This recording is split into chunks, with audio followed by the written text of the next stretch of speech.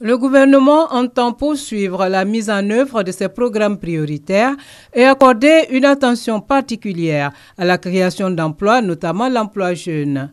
Le Conseil de ce mercredi 4 octobre a ainsi adopté le projet de budget 2018 qui s'élève à 6 723,5 milliards de francs CFA. Le projet de budget pour l'année 2018 a été élaboré dans un contexte sociopolitique marqué entre autres par des chocs externes ainsi que par des chocs internes.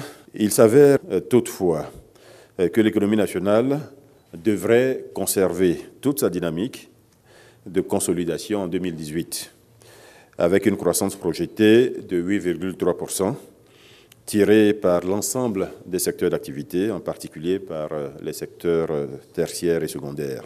Le budget de l'année 2018 est en hausse de 4,3% par rapport au collectif budgétaire 2017. Ce budget s'équilibre en ressources et en dépenses à 6 723,5 milliards de francs CFA.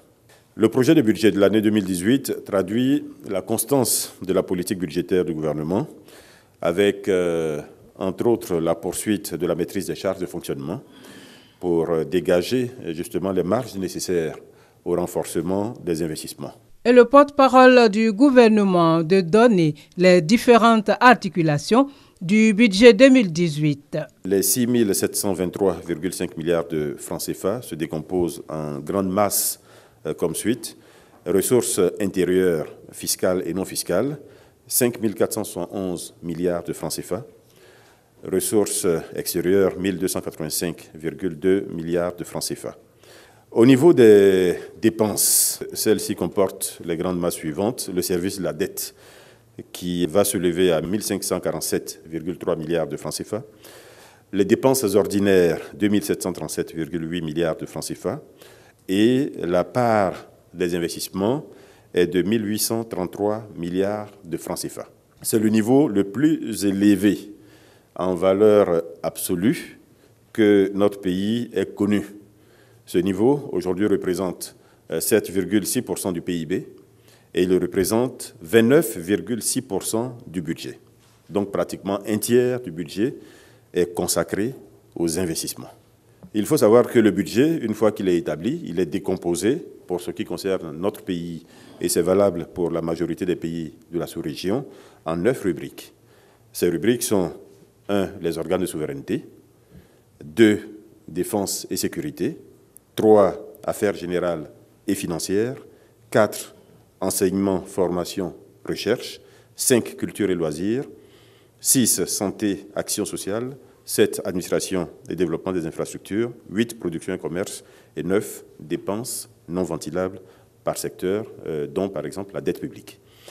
En ce qui concerne les organes de souveraineté, il faut savoir que dans ces organes, il y a les organes législatifs, donc l'Assemblée nationale, il y a les organes exécutifs, donc la présidence de la République, également la primature, les ordres nationaux, les relations avec les institutions, etc. C'est tout cela qui compose l'exécutif. Le montant affecté aux organes législatifs s'élève à 27 milliards de francs CFA.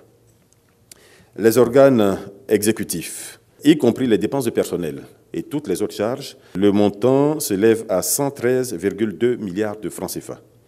Les organes juridictionnels, 81 milliards de francs CFA. Les organes consultatifs, 8,5 milliards de francs CFA, et les affaires extérieures, qui incluent les représentations de la Côte d'Ivoire à l'extérieur, la diplomatie, la coopération internationale, etc., 141 milliards de francs CFA. Tout cela fait un total de 291,4 milliards de francs CFA.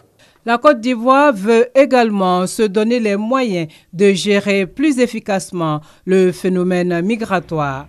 Le gouvernement, dans ce cadre, a décidé de l'entrée en vigueur de la carte de résident biométrique pour les ressortissants hors CEDEAO et la carte consulaire biométrique pour les ressortissants de l'espace CEDEAO.